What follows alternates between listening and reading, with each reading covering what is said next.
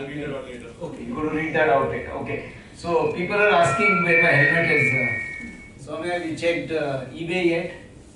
eBay? Yeah, I've already put it on sale over there. Okay, so this is what we started as a marketing stunt for the event, and stunt didn't work too well. I think we don't have too many people, we have fewer people than last time.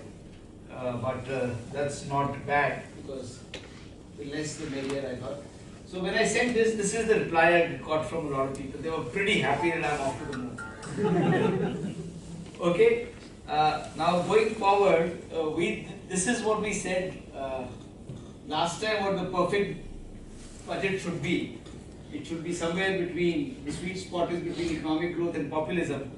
But given the way the country's moved in the last year, we changed our perception a little, and we said that the perfect budget is something that meets partisan politics and economic growth.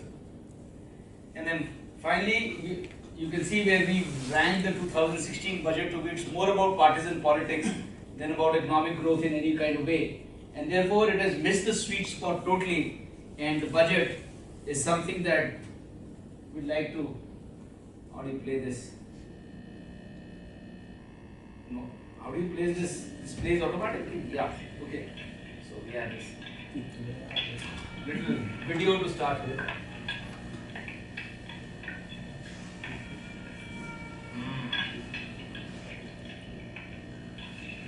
कितने आदमी थे? दो आदमी।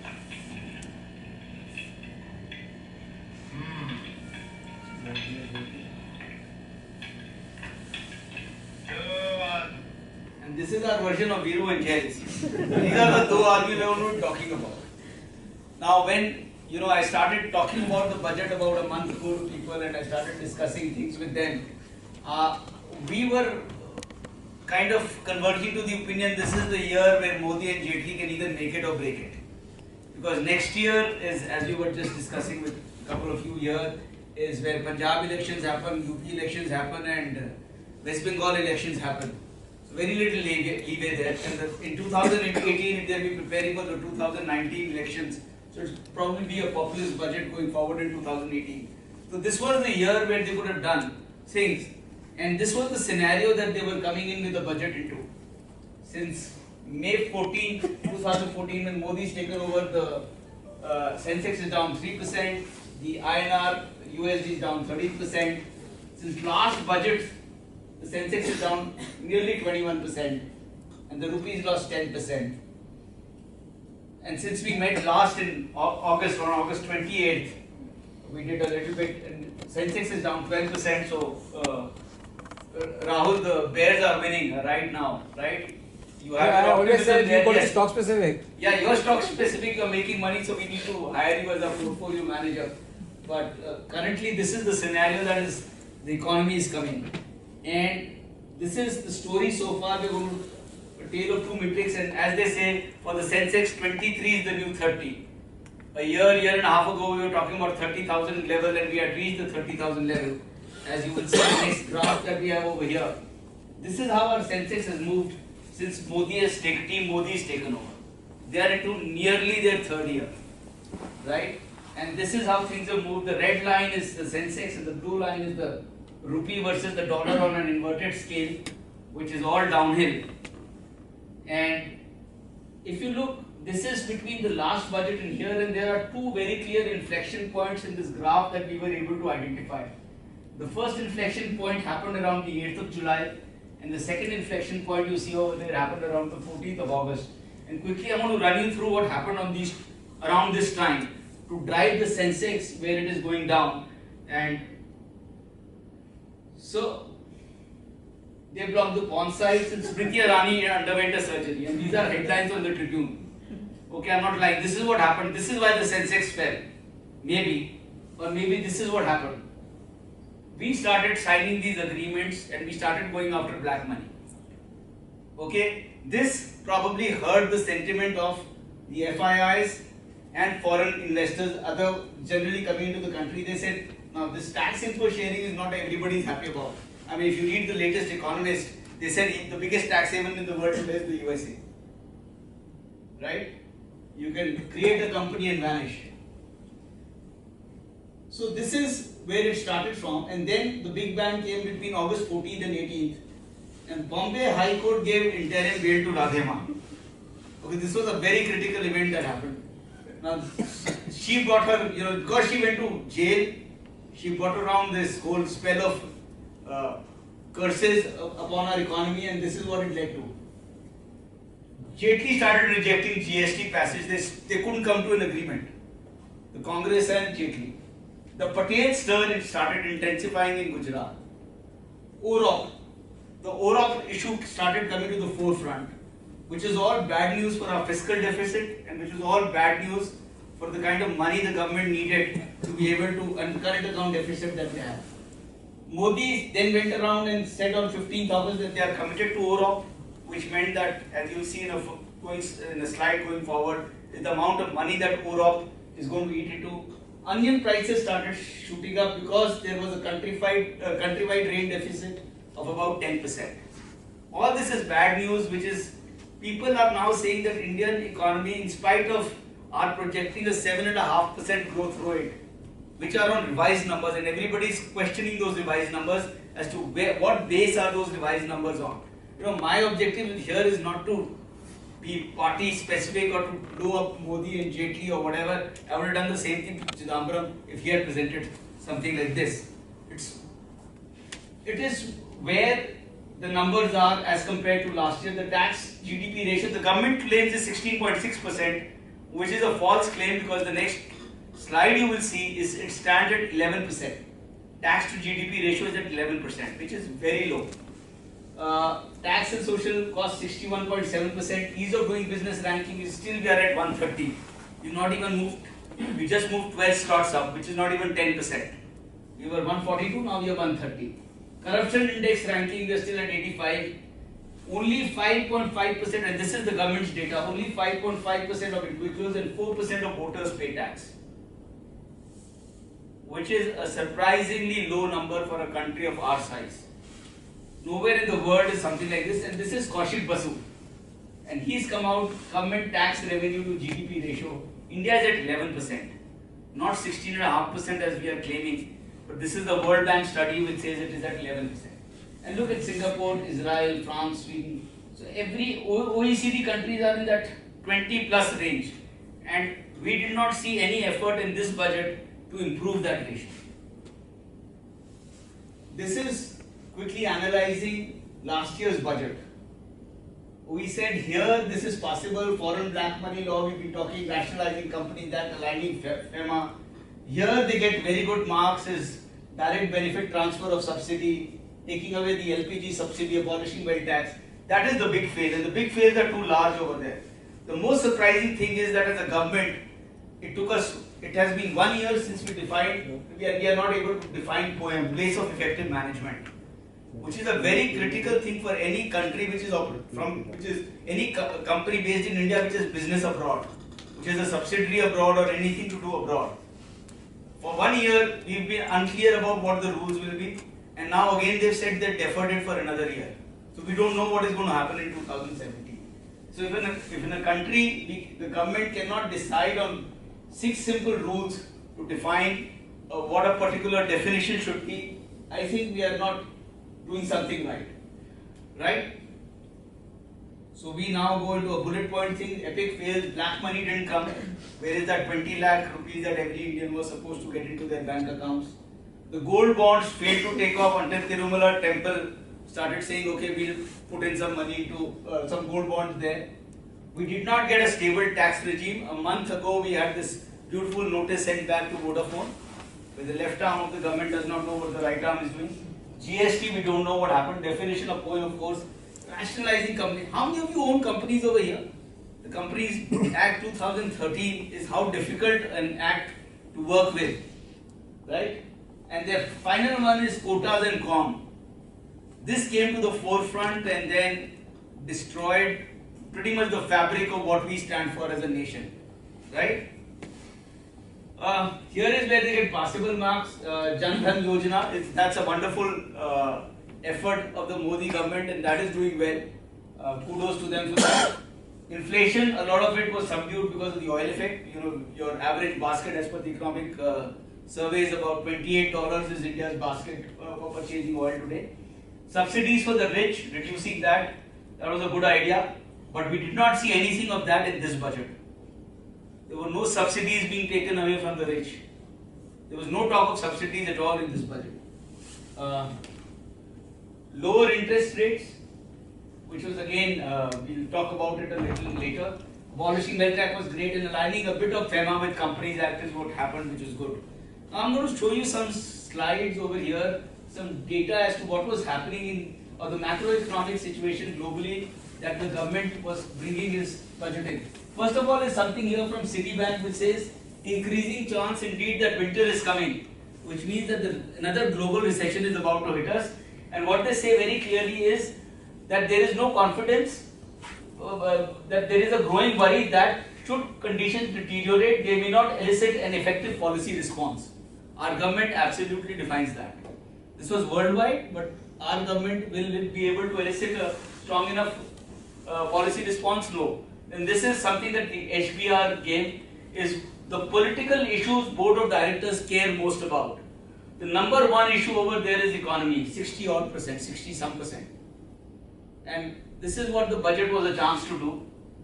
Then there is negative interest rate environment in the world. Switzerland, Japan, Denmark, the couple of, in Germany the treasury bonds are already negative. What is happening is that a lot of banks have cash right now and they are willing to invest it. Did we open up enough to get that money in? That was the situation we had to answer. The next issue was, hotspot was with respect to defense. India is the largest share of global arms import at 14%. Out of all the global imports that happen worldwide, 14% of arms are imported by India. That's a huge number. Saudi Arabia is next with 7% and China is third with 4.7%. Right? Given that number, there was not much that happened on this stress loans at public banks. Now, somewhere you see that the RBI has said that $40 billion is needed to be injected by 2018 to capitalize our banks just because of bad loans. That's $40 billion translates into 274,000 crores. 2,74,000 crores. She's bored, she's leaving. Okay, 2,74,000 crores. Okay. Now, how much money did the finance minister provide for that today? 25,000. 25,000 crores. That's not even 10%. What is going to happen? In terms of workforce, we have 100 million people as per Goldman Sachs coming in the next 7 years, and as per ILO it is about 65-70 million people. So you take an average of the two, it's about 85 to 90 million people. Where are you creating opportunities for them? Right? The second last slide will of course tell you the opportunity. Right? So stress loans that public sector banks have jumped.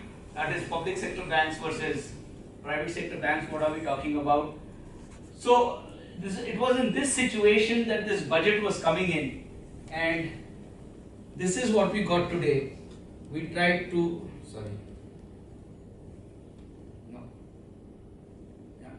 and this is how my Twitter started this morning.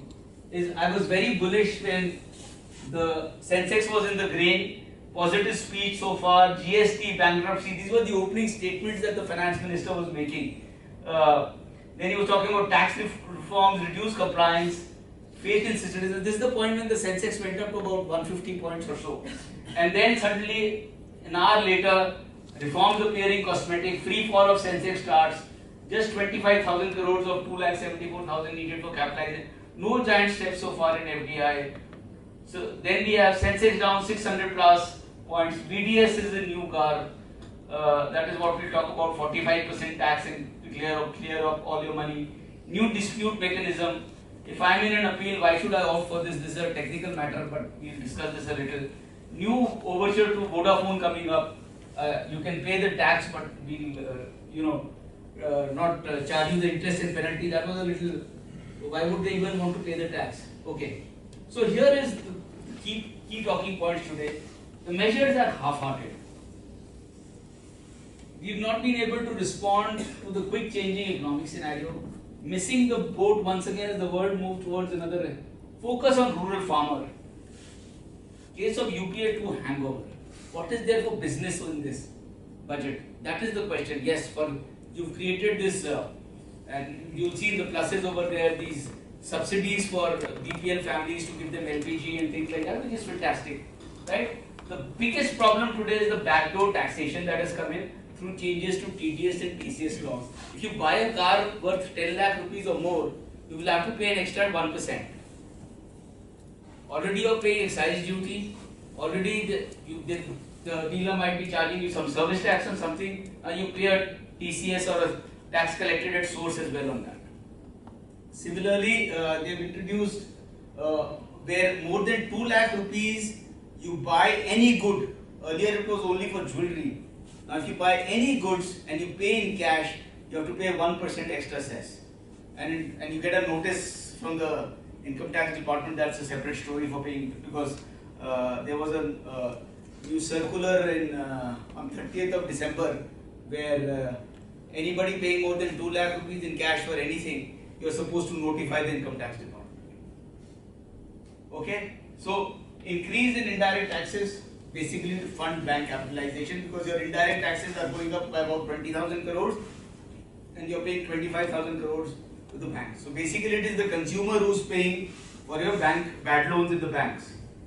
Right? This is how our budget is looking right now. So these are the positives, these are the negatives. This is what it does to you and me, and that is from a structural or social standpoint. He said that what is good and what is bad. So capitalizing banks, since enough has not been done, it goes right up there. STT on options, Rahul. Will that have a? No, I'm not an option trader. So. You're not. So, but it will have a negative effect. He will tell you. Yeah, basically spreads will increase. I mean, liquidity will try to Liquidity. OM has been deferred. We talked about that related. Changes in RBI Act. Now this is very critical, because what they've been fighting, Raghuram Rajan has been fighting for the last year or so, is that they wanted to control the monetary policy, and they said that Raghuram Rajan's stand was that the monetary policy is the sole domain of the RBI. Today they said that they'll amend the RBI Act, create a committee which will monitor monetary policy. That's sorry. The monetary policy committee, where Yeah. RBI governor will be the head of it. He may be the head, but they will lose their independence, because you don't know who the members of the committee will be. Yeah, that's Right? Okay, tax, debts. So it is very nice that the government of India suddenly realizes that the OECD countries are talking about BEPS, which is base erosion and profit splitting, where you would send your profit to, say, a company in British Virgin Islands, and then they would send it to Luxembourg. Basically, if you've heard of the double Irish Dutch sandwich, this is what they would do. It was basically what Amazon and Starbucks and Google and everybody was doing, and Apple, they were all doing. So we gladly said that we will bring debts into our thing, where if you have a transaction, total transactions worth more than 750,000 euros, which is how much, Rajiv? 5 crores? 5 crores basically. More than 750,000 euros, you will have to do a BEPS reporting country by country balance sheet. You will have to prepare for your subsidiary. And that is crazy. Do you have the wherewithal and the administration system to be able to monitor that and research that? We've had transfer pricing since 2001, and we are still under so much litigation for transfer pricing even after 15 years. I don't know why we keep doing this. We pick up these fancy things. Okay, FDI policy, again, you and me would have, it would have been good for us if the FDI policy would have opened up. What has been done today is food processing, which is good for the Badals, because it is their ministry.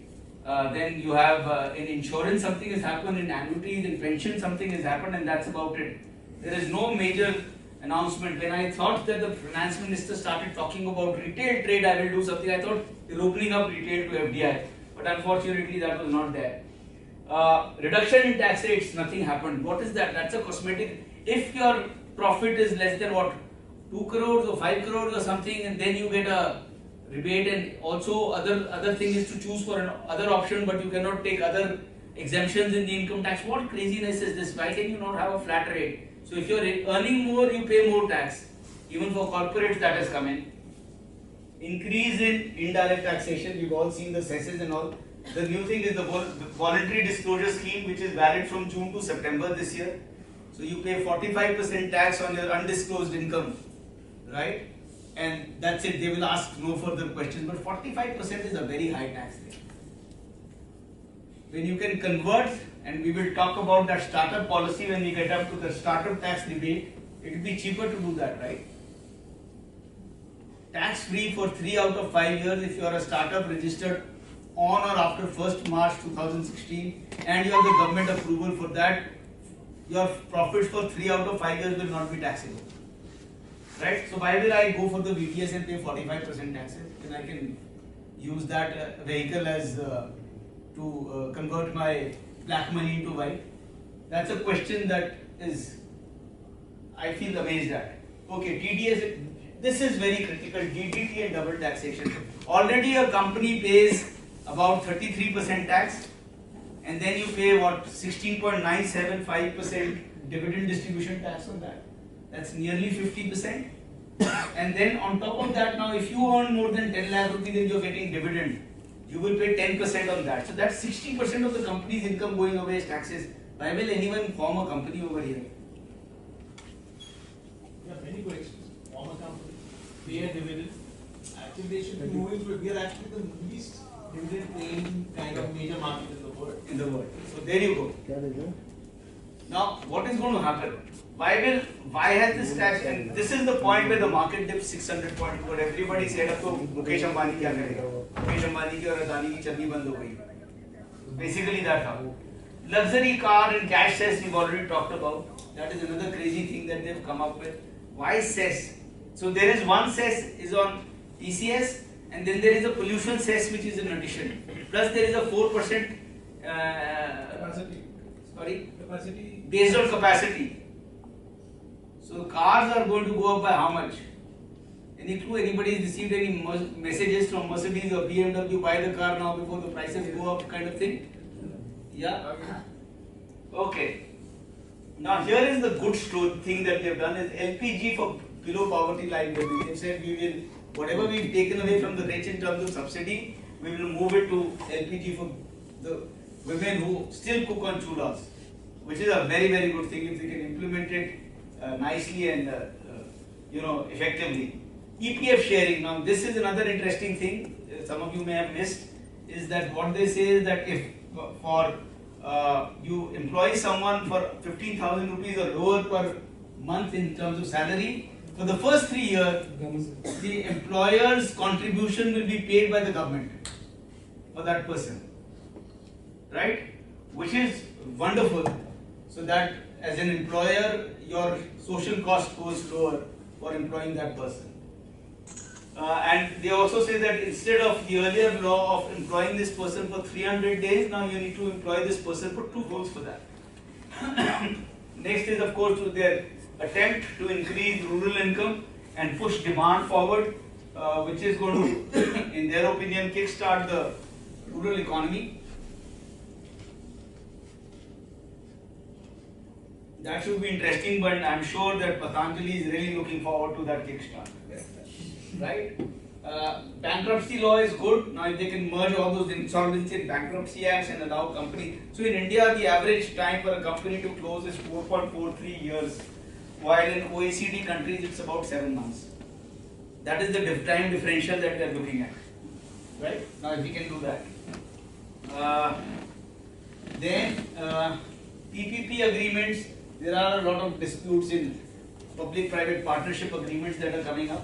So we need to, that was a good initiative. FDI policy is okay. I wasn't too happy about that. The good ones here is LTCG on unlisted shares. Was earlier you had to hold the shares for 3 years. Now you need to hold them for 2 years only. Right? Which is okay. So if you are a startup and you started 2 years ago and you want to go to the capital market and sell your shares off, or you want to sell them off to an investor, it's good. You get the benefit of LTCG 2 years instead of 3. House rent exemption. This was the only dole given to salaried people this year, which was rather sad. For those salaried people who do not own a house, and who do not receive a HRA, they are allowed an exemption of 24,000 rupees a year. Now that has gone up to 60,000 rupees a year, right? The funniest, of course, is the startup tax rebate, which I just explained to you could be another way of creating a lot of value in your business by doing it. But the startup is as defined under the new startup policy, for which we probably need a session from all these Chandigarh Angel Network people over here to help us understand what that startup policy is all about and why do I need to. So, do I run my business or do I run after a government officer to give me approval as a startup, right? So, this is how the budget looks to me. Chaudhary Charan Singh, I don't know, in 1980 when he was, or 1979 when he was Finance Minister of India under Morarji Desai, he said toothbrush is a luxury item. And he put a luxury tax on toothbrush. Right? Similarly, I think this is what Mr. Jaitley has done, and this is what I was thinking at that point in time. Chaudhary Charan Singh just started speaking through Arun Jaitley. If cars and everything has become a luxury today, I mean, owning a Scorpio, how can owning a Scorpio be a luxury today? It's a 10 lakh rupee car, the highest version of the car. It is 10 lakh rupees. I mean, how is that a luxury? A luxury is if you buy a 50 lakh plus car today, that would probably qualify as a luxury, or maybe not. Given the way people in Aurangabad and Surat order 100 Mercedes at one go, right? Okay, so this is what the regional bias is in our budget because Punjab elections are coming. 100% FDI and FIPB approval route for food processing, I am Punjab. And the other thing was, I was just joking, in civil aviation, the government draws up action for unreserved and underserved airports. So I said, you should buy land near Ludhiana and Bathinda airports. That is something that you should be thinking about. So this is what I was talking about, is budget in a tweet. This gentleman, I think, has a great sense of humor and he summed up the budget fantastically. Excellent budget for the Aadhaar card holding non-smoker. Okay, because I think excise duty on Rohit, how much has the excise duty gone up on cigarettes? You don't care, right? Okay. Huh? You don't smoke, but you would know what it's gone up by, no? 10 from 10% to 15%, something like that has happened. Who lost his degree certificate? So you're not a graduate, and plans to launch a loss-making startup this year. So there was this announcement that they've set aside 2,500 crores for startups this year, specifically focused at SC, ST and women. And each bank branch, and I don't know whether it was only PSU or whether it included private sector banks also, was to support at least one in each category. This was an announcement made by the finance minister. So this startup game is getting to be a little now whether this will be a startup as defined under the startup this thing, so how difficult will it be for everybody to go to Delhi and get that approval under the startup policy? That is one big question, and I have a startup entrepreneur sitting right there. So this becomes very critical for you, Gurpreet. But this is what the budget is. I mean, it is one of the worst budgets that I have seen in my lifetime. It's a leap year budgets, and unfortunately in India, leap year budgets are never good. 2008 was bad, 2004 was bad, 2012 was when GAR came in. And GAR now, he announced that GAR is going to be applied from 1st April 2011, which means from 1st April 2016, because assessment year based it was. So these are all very negative vibes that we got from the budget today. The budget was not a happy, forward-looking, taking the economy towards Achhe Din kind of budget. The only person who had Achhe Din was probably today was Priyanka Chopra, who went to Oscars today. She's the only Indian who probably had Achhe Din today, right? But the point that is coming in my mind, and then we will now go to the House to discuss, is that what do you think happened in the budget? What were your expectations? Were they met?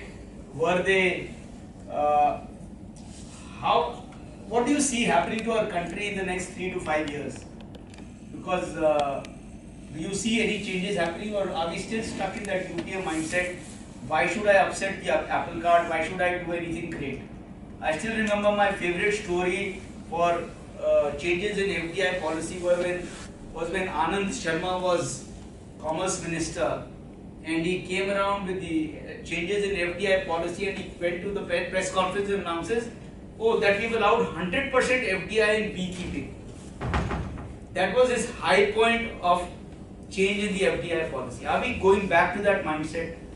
Are we going back to saying that no, we will not do anything because at the end of the day, votes matter more than anything else? Do we as people who want to drive the economy forward, who want economic growth, who voted probably for the NDA-2 government on basis of economic prosperity being promised to us, are we being shortchanged? Do we need to go out on the streets like the Jats did, or the Patels did, or the Urop, army veterans did, without any disrespect to anyone? Do we need to start thinking in those terms? That is the only way things will work in this country. So with that, I leave it open to questions from all of you. And Harnyal and Mohit, could you please take up?